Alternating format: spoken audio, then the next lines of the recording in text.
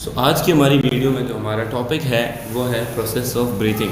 पिछले हमारे टॉपिक में हमने लंग्स को और गैसेस एक्सचेंज इन ह्यूमन को बड़े डिटेल में डिस्कस किया। आज का हमारा टॉपिक होगा प्रोसेस ऑफ ब्रीथिंग, जिसके अंदर हम ब्रीथिंग के मैकेनिज़्म को समझेंगे। अच्छा, ब्रीथिंग के बारे में हम पहले भी बात कर चुके हैं कि ब्रीथिंग का प्रोसेस क्या है। ब्रीथिंग का प्रोसेस दो चीज़ों पर मुश्तमिल होता है। One is taking in of O2 और दूसरा होता है excelling out of carbon dioxide. Oxygen को बॉडी के अंदर इंटेक करना और कार्बन डाइऑक्साइड को बॉडी से एक्सेल करना। This is called process of breathing. यानी पूरे प्रोसेस में ये दो चीज़ें हो रही होती है। पहला जो मैंने कहा टेकिंग इन ऑफ O2, इसको अगर हम एक वर्ड में डिस्क्राइब कर रहे हैं, so that would be inspiration, and if I would say about the second word, that would be expiration,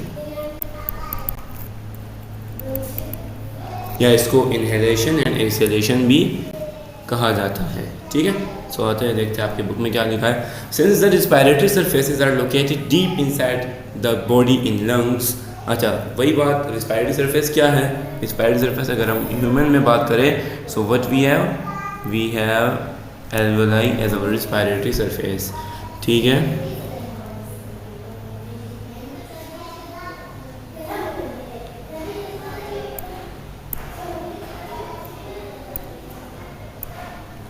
अच्छा उसके बाद है हमारे पास so in order to perform exchange of gases.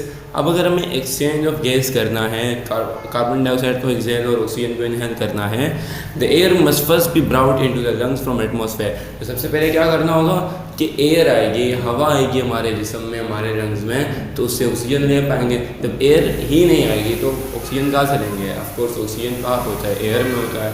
ठीक है, अगर हम इंसान की बात करें तो it is achieve through the process of breathing और ventilation.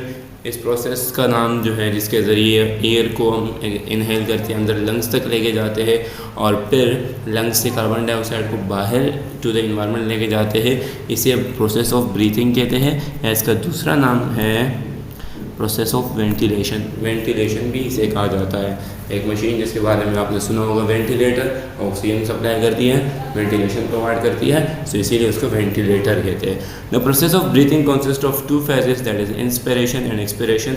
As I told you before कि दो चीज़ें होती है, वन इज़ इंस्पिरेशन, दूसरा एक्सपिरेशन। उसका बता भी दिया मैंने बेसिक सा क्या होता क्या है ना, थोड़ा सा डिटेल में पढ़ेंगे कि ये क्या कहते हैं। It is process through which atmospheric air is directed through the air passageways up to the alveoli in the lungs। ये वो प्रोसेस है कि जिसके अंदर एटमॉस्फेरिक एयर यानी जो हवा है एटमॉस्फेयर में, उसको इनहेल किया जाता है, उसको बॉडी के अंदर लाया जाता है हमारे एयर पैसेजवेज से। एयर पैसेजवेज में क्या आता है? एयर पैसेजवेज में हमारा pharynx, then trachea and then आपके ब्रोंकाई, ब्रोंकियोल्स, एंड देन जहाँ पे हमारा मैन रिस्पायरेटरी सरफेस है एल्वेलाई, वहाँ तक। ठीक है, तो रिस्पायरेटरी पैसेजवेज के थ्रू एल्वेलाई तक एटमॉस्फेरिक एयर को इन करना, क्या कह रहे हैं इसे इंस्पिरेशन कह रहे हैं। ठीक है, it involves contraction of intercostal muscles and diaphragm. अच्छा, दो चीज़ें इन्होंने बताई है कि क्या कॉन्ट्रैक्ट क्या होते हैं, कॉन्ट्रैक्शन ऑफ इंटरकोस्टल मसल्स, और दूसरा इन्होंने क्या बताया है, डायफ्राम। अच्छा, अब दो चीज़ें इसमें, एक तो ये कि इंस्पायर हो रहा है, अभी तक जो हमने पढ़ा, हम एयर जो है वो इनसाइड ले रहे हैं, और दूसरा अब ये बात कर रहे हैं कि इसके अंदर होता क्या है, इंटरकोस्टल मसल्स और डायफ्राम जो है वो कॉन्ट्रैक्ट होते हैं।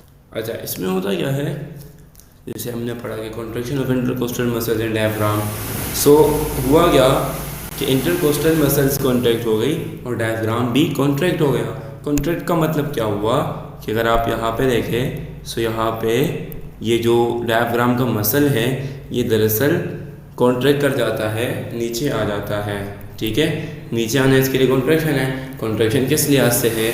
इस लिहाज से कि जब वो ऊपर था तो वो रिलैक्स था, उसके अंदर कोई खिंचाव नहीं आ रही थी। अब वो उसने अपनी जो मैक्सिमम स्ट्रेच था वो कर लिया और आगे आ गया, और साथ में उसी को हम कॉन्ट्रैक्शन कह रहे हैं, ठीक है। अच्छा, उसने कॉन्ट्रैक्शन कर ली, साथ ही साथ ये जो मसल्स है हमारे पास इंटरकोस्टल मसल, जिनके बारे में पहले बात कर चुके हैं, ये इंटरकोस्टल मसल्स भी कॉन्ट्रैक्ट कर जाते हैं, स्ट्रेच कर जाते हैं, जितना ये कर सकते हैं, जितना आपने ऑक्सीजन इन किया है उतना, ठीक है। तो उससे होता क्या है कि ये हमारे जो रिब केज है और हमारा डायफ्राम ये फैल जाते हैं। सो अंदर क्या होता है कि अंदर खाली जगह ज़्यादा रह जाती है, वॉल्यूम बढ़ जाता है। जब वॉल्यूम बढ़ जाता है, खाली जगह रह गई, तो सिंपल सी बात है कि अंदर प्रेशर ड्रॉप हो गया। और हमने फिजिक्स में पढ़ा है कि जब अंदर प्रेशर कम है और बाहर अगर हम देखें तो बाहर का जो प्रेशर है एयर का, एटमॉस्फेरिक प्रेशर, वो ज़्यादा है। सो एयर कहाँ से कहाँ मूव करेगी, ज़्यादा प्रेशर से कम प्रेशर पे मूव करेगी, यही आगे लिखे। As a result the volume of thorax या chest is increased thereby decreasing the pressure of air in lungs, so the external air rush inside from high pressure to low pressure, the lungs get expanded in this way। हुआ क्या, सबसे पहले जब हमने सांस लेना start करना है, उससे पहले क्या होगा, उससे पहले यही होगा कि हमारा जो यानी पहले क्या होता है, पहले ये नहीं होता कि पहले सांस आएगा फिर फेफड़े फूलेंगे, बल्कि पहले इंटरकोस्टल मसल्स और डायफ्राम आपके कॉन्ट्रैक्ट करेंगे, स्ट्रेच करेंगे, जगह बढ़ेगी, वॉल्यूम बढ़ेगा तो प्रेशर डाउन होगा तो बाहर प्रेशर ज़्यादा, अंदर कम है। So from high pressure to low pressure air move करेगा, ठीक है। फिर हमारे पास नेक्स्ट जो सब टॉपिक है वो है एक्सपायरेशन का, या एक्सहेलेशन भी इसका नाम है। It is just reverse of inspiration, ये इंस्पिरेशन का बिल्कुल ऑपोजिट है इंस्पायरेशन का। During the process the air moves out from the lungs, उसके अंदर क्या हो रहा था कि एयर मूव इन कर रहा था, इसमें वो मूव आउट कर रहा है, उसमें हम ब्रीथ इन कर रहे थे, इसमें ब्रीथ आउट हो रहा है। इन सिंपल वर्ड्स बोथ, दोनों में क्या हो रहा है, intercostal muscles and diaphragm are relaxed, यानी दोनों मसल्स जो हमारे पास है, एक तो इंटरकोस्टल मसल्स और दूसरा डायफ्राम, पीछे हमने क्या पढ़ा इंस्पायरेशन में कि वो कॉन्ट्रैक्ट करेंगे, वो स्ट्रेच करेंगे, ठीक है, वो जितने ज़्यादा फैल सकते हैं वो फैलेंगे। बट यहाँ पर उसका अपोजिट होगा, आपके जो मसल्स है वो रिलैक्स कर लेंगे, वो स्ट्रेच जो किए हुए थे वो नहीं करेंगे, बल्कि वापस सुकड़ टाइप जाएंगे, ठीक है। तो उसे क्या कहेंगे हम, रिलैक्सेशन कहेंगे। तो जब इंटरकोस्टल मसल्स और डायफ्राम भी अगर आप देखें, डायफ्राम भी ऊपर चला गया, ठीक है, जब डायफ्राम ऊपर चला गया आपको साफ साफ दिख रहा है, इतनी जगह कम हो गई तो वॉल्यूम कम हो गया। जब वॉल्यूम कम हो गया सो प्रेशर बढ़ गया, जब प्रेशर अंदर बढ़ गया और बाहर कम है तो ज़्यादा से कम की तरफ जाएगा तो एयर ब्रीथ आउट कर जाएंगे। The volume of thoracic cavity is decreased causing increase, there is the fourth, then वही बात है सारी, ऊपर के वर्ड इन्होंने बस थोड़े बहुत चेंज कर लिए। एंड प्रोसेस वही है, उसमें कॉन्ट्रैक्शन हो रही थी, इसमें रिलैक्सेशन हो रही है, उन्हीं दो चीज़ों की, इंटरकोस्टल मसल और डायफ्राम की। और अच्छा, इस प्रोसेस को कि जिसके अंदर हो क्या हो रहा है, प्रेशर कम हो रहा है, वॉल्यूम बढ़ जाता है, प्रेशर कम हो जाता है अंदर और एयर इन आ जाती है, या अपोजिट चले तो क्या होता है कि वॉल्यूम कम करते हैं, प्रेशर बढ़ाते हैं, बाहर प्रेशर कम होती है तो ब्रीथ आउट हो जाता है। इसको कहते हैं नेगेटिव प्रेशर मैकेनिज्म, ठीक है।